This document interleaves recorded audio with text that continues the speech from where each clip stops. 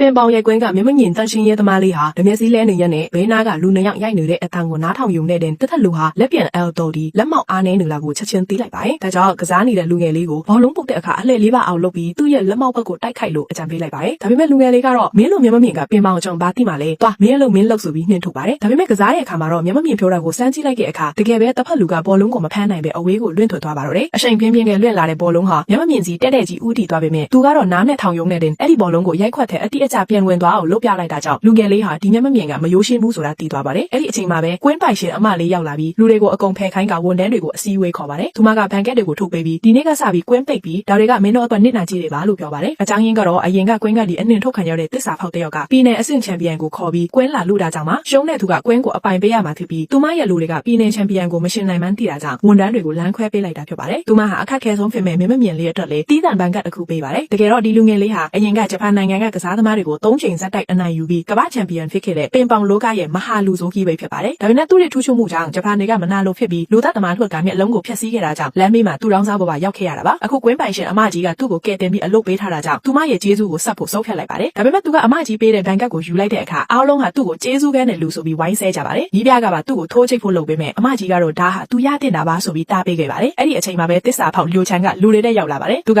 မင်းတို့လူတွေထဲကဘသူမဆိုငါခေါ်လာတဲ့သူကိုနိုင်ရန်ငါရှုံးတယ်လို့သတ်မှတ်ပေးမယ်လို့စိန်ခေါ်ပါတယ်။အကိုကြီးထစ်သူကအရင်ဝင်ပြိုင်ပေမဲ့ပြည်နယ်ချန်ပီယံကိုမရှင်နိုင်ပဲဆက်တစ်ချက်ကိုသမျှနဲ့ပြက်တသားရှုံးသွားပါတယ်။အဲ့ဒီနောက်နီးပြကဝင်ပြိုင်ပေမဲ့မျက်မမြင်လူငယ်လေးကတော့အတန်ကိုနားထောင်ရင်းနဲ့နီးပြချမ်းရဲ့ပုံစံကအញ្ញမ်းပွင့်လွန်းတယ်တစ်ဖက်လူကသူ့အားကုန်အောင်ဓမ္မန်ဆွဲထားတာသူရှုံးတော့မယ်လို့သိနေပါတယ်။ခဏအကြာမှာတော့နီးပြချမ်းဟာတကယ်ပဲလဲကျသွားပါတော့တယ်။